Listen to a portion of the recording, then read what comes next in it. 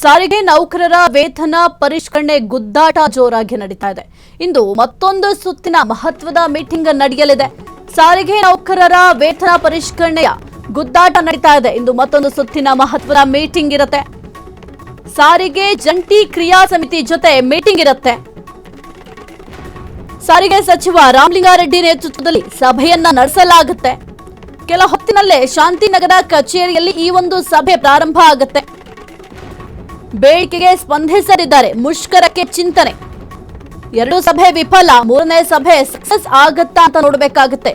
ಈ ಒಂದು ಸಾರಿಗೆ ನೌಕರರ ವೇತನ ಪರಿಷ್ಕರಣೆ ವಿಚಾರಕ್ಕೆ ಸಂಬಂಧಪಟ್ಟಂತೆ ಈಗ ಆಲ್ರೆಡಿ ಎರಡು ಸಭೆಯನ್ನ ಮಾಡಲಾಗಿತ್ತು. ಆದ್ರೆ ಎರಡೂ ಸಭೆಯೂ ಕೂಡ ವಿಫಲ ಆಯಿತು. ಯಾಕೆಂತಂದ್ರೆ ಸಾರಿಗೆ ನೌಕರರ ಕೆಲವೊಂದಿಷ್ಟು ಬೇಡಿಕೆಗಳಿತ್ತು.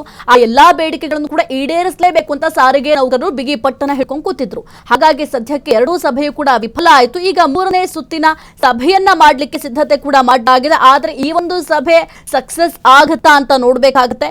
ಜೊತೆಗೆ ಈಗ ಸಾರಿಗೆ ನೌಕರರ ಕೆಲವೊಂದಿಷ್ಟು ಬೇಡಿಕೆಗಳನ್ನ ಸರ್ಕಾರ ಈಡೇರಿಸಲಿಕ್ಕೆ ಒಪ್ಪಿಗೆಯನ್ನ ಸೂಚಿಸುತ್ತಾ ಅನ್ನೋದು ಕೂಡ ಬಹಳ ಮುಖ್ಯ ಆಗುತ್ತೆ. ಇನ್ನು ಸಾರಿಗೆ ಜಂಟಿ ಕ್ರಿಯಾ ಸಮಿತಿಯ ಜೊತೆಗೆ ಒಂದು ಮೀಟಿಂಗ್ ಅನ್ನ ಮಾಡಲಾಗುತ್ತೆ. ಈ ಒಂದು ಮೀಟಿಂಗ್ ನಲ್ಲಿ ಸಾರಿಗೆ ಸಚಿವ ರಾಮಲಿಂಗಾರೆಡ್ಡಿ ಅವರು ಕೂಡ ಭಾಗಿಯಾಗ್ತಾರೆ. ಅವರ ನೇತೃತ್ವದಲ್ಲಿ ಈ ಒಂದು ಸಭೆಯನ್ನ ನಡೆಸಲಾಗುತ್ತೆ.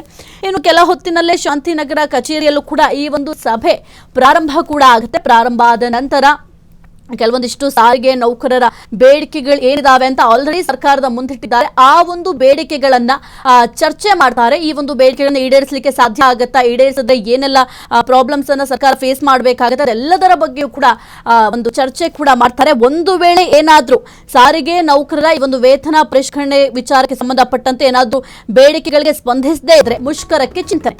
ವೇತನ ಪರಿಷ್ಕರಣೆ ಸಂಘರ್ಷ ಏನಿದು? ಹಾಗಾದ್ರೆ ಹಗ್ಗ ಜಗ್ಗಾಟ. ನೌಕರರು ಸರ್ಕಾರದ ಮಧ್ಯೆ ವೇತನ ಪರಿಷ್ಕರಣೆ ಸಂಘರ್ಷ. ವೇತನ ಪರಿಷ್ಕರಣೆ 38 ತಿಂಗಳ ಹಿಂಬಾಕಿ ಪಾವತಿಗೆ ನೌಕರರ ಪಟ್ಟು. 26 ತಿಂಗಳ ವೇತನ ಹಿಂಬಾಕಿ ಪಾವತಿಗೆ ಒಪ್ಪಿಗೆಯನ್ನು ನೀಡಿರುವಂತಹ ಸರ್ಕಾರ ಜನವರಿ 1, 2025ರಿಂದ ಜಾರಿಗೆ ಬರುವಂತೆ ಪರಿಷ್ಕರಣೆಯ ಭರವಸೆ.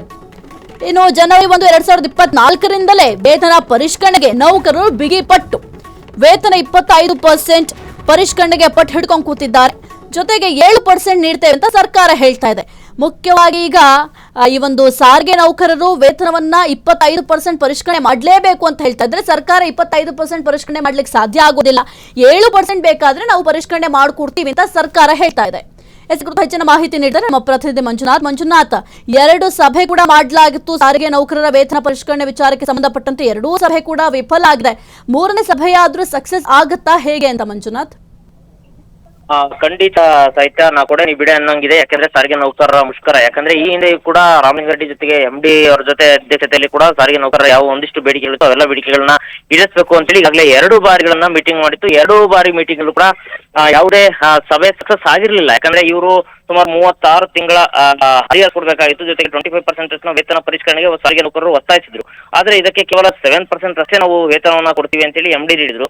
ಜೊತೆಗೆ ಏನ್ ಈ 36 ತಿಂಗಳ ಹರಿಯರ್ಸ್ ಇದೆ, ಆ ಹರಿಯರ್ಸ್ ಬದಲಾಗಿ ಬೇರೆ ಅಂದ್ರೆ ನಿಮಗೆ ಅರ್ಧ ಕೊಡ್ತೀವಿ ಅಂತ ಹೇಳಿದ್ರು. ಇದಕ್ಕೆ ಸಾರಿಗೆ ನೌಕರರು ಯಾರು ಒಪ್ಪಿರಲಿಲ್ಲ. ಸೊ ಹಾಗಾಗಿ ಇವತ್ತು ಅಂದ್ರೆ ಮುಂದಿನ ದಿನಗಳಲ್ಲಿ ನಾವು ಕಂಪ್ಲೀಟ್ ಆಗಿ ಸಾರಿಗೆಯನ್ನ ನಿಲ್ಲಿಸಿ, ಅಂದ್ರೆ ಎಲ್ಲಾ ಬಸ್ಗಳನ್ನ ರಾಜ್ಯಾದ್ಯಂತ ಓಡಾಡುವಂತಹ ಬಸ್ಗಳನ್ನ ನಿಲ್ಲಿಸಿ ನಾವು ಮುಂದಿನ ದಿನಗಳಲ್ಲಿ ಬೃಹತ್ ಮಟ್ಟದ ಹೋರಾಟಕ್ಕೆ ಕರೆ ಕೊಡ್ತೀವಿ ಅಂತೇಳಿ ಯಾವಾಗ ಸಾರಿಗೆ ನೌಕರರು ಮುಂದಾಗಿದ್ರು. ಸೊ ಹಾಗಾಗಿ ಇವತ್ತು MD ಜೊತೆಗೆ ಸಾರಿಗೆ ಸಚಿವರಾದಂತಹ ರಾಮಲಿಂಗಾರೆಡ್ಡಿ ಅವರ ನೇತೃತ್ವದಲ್ಲಿ ಇವತ್ತು ಮಧ್ಯಾಹ್ನ 12ವರೆಗೆ ಇವತ್ತು ಮೀಟಿಂಗ್ ಇದೆ. ಸೊ ಇವತ್ತಿನ ಮೀಟಿಂಗ್ ನಲ್ಲಿ ಸಾರಿಗೆ ನೌಕರರಿಗೆ ಇವತ್ತಾದ್ರೂ ಅವರ ಅಂದ್ಕೊಂಡಂತ ಎಲ್ಲ ಬೇಡಿಕೆಗಳ ಈಡೇರ್ತಾವ ಅಥವಾ ಏನಾದ್ರು ಸರ್ಕಾರ ಅಥವಾ ಇವ್ರಿಗೆ ಏನಾದ್ರು ಆಶ್ವಾಸನೆ ಕೊಡುವಂತ ಕೆಲಸ ಮಾಡುತ್ತಾ ಅಥವಾ ಮುಂದೆ ಅಥವಾ ಏನಾದ್ರು ಇವತ್ತು ನಿರ್ಧಾರ ತಗೊಂಡು ಅವ್ರಿಗೆ ಮುಂದಿನ ದಿನಗಳು ಅವರೆಲ್ಲ ಬೇಡಿಕೆಗಳನ್ನ ಈಡೇರಿಸುತ್ತಾ ಅಂತೇಳಿ ಕಾದು ನೋಡಬೇಕಾಗಿದೆ. ಸಹಿತ ಓಕೆ, ಥ್ಯಾಂಕ್ ಯು ಮಂಜುನಾಥ್ ನಿಮ್ಮೆಲ್ಲ ಮಾಹಿತಿಗಾಗಿ.